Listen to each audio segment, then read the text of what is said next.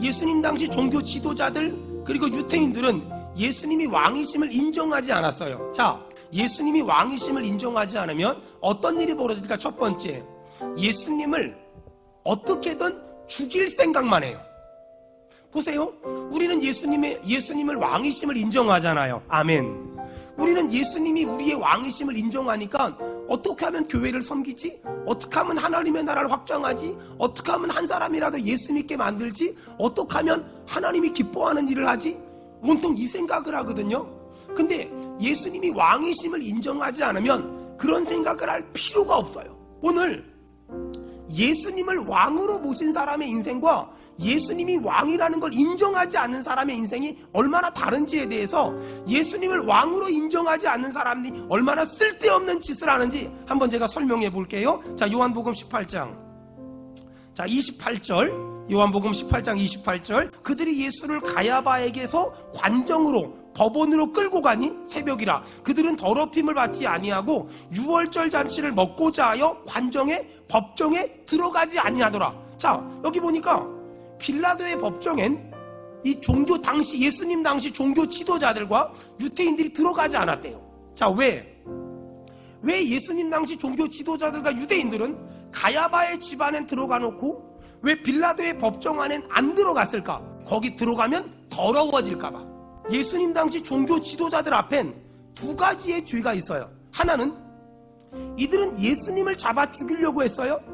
그리고 이방인의 집에 들어가면 안 된다는 그런 생각이 있었어요.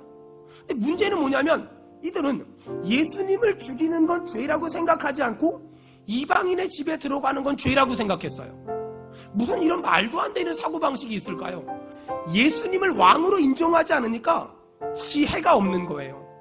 분별력이 없는 거예요.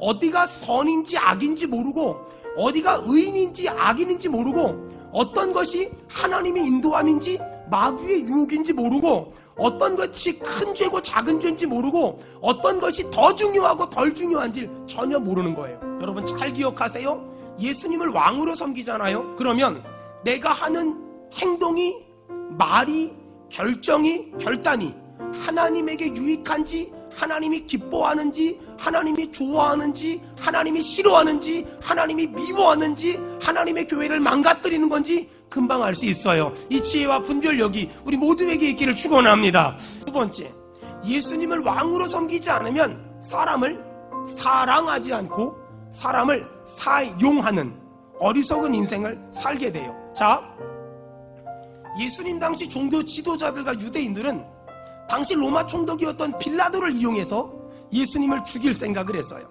이 사람들에겐 사람을 죽일 수 있는 권한이 있었어요. 근데 왜 이들은 예수님을 직접 죽이지 않고 빌라도를 이용해서 죽일 생각을 했을까요? 왜냐하면 자기들이 직접 죽이면 밀란이 일어날까봐. 예수님을 왕으로 섬기지 않는 사람들은 교활하고요, 간사하고요, 약삭 빠르고요, 술수가 많고요, 속임수가 많고요, 사기가 많아요. 예수님을 왕으로 모신 사람은 정직하고 진실하고 순결해야지 교활하고 간교하고 술수가 있으면 하나님은 그 사람을 은혜를 안 주고 사람을 역사를 절대로 안 해요. 예수님의 왕되심을 인정하며 한 걸음 살아가잖아요. 그럼 어떤 일이 벌어지냐면 내가 속한 작은 공동체에 리더들을 인정하게 돼요. 가정의 왕이 가장이 되고 가장의 왕이 일소, 직장의 왕이 사장님, 또 사장님의 왕이 예수 그리스도, 교회의 왕이 목사 입장에선 성도 입장에선 목사, 교회의 왕은 누구냐? 예수 그리스도. 여러분의 가정의 주인은 누굽니까? 예수 그리스도. 여러분의 직장의 주인은 누굽니까? 이 분명한 믿음이 있으면 그러면 가정이 천국이 되고 교회가 천국이 되고 직장이 천국이 되는 거예요. 주님 간절히 비옵나니 주님 기뻐하는 거 나도 기뻐하고, 주님 싫어하는 거 나도 싫어하고, 주님 좋아하는 거 나도 좋아하고, 주님 미워하는 거 나도 미워하는 그런 경건한 그리스도인, 멋진 그리스도인 되게 도와달라고 여러분 한번 두 손을 저처럼 모아보세요.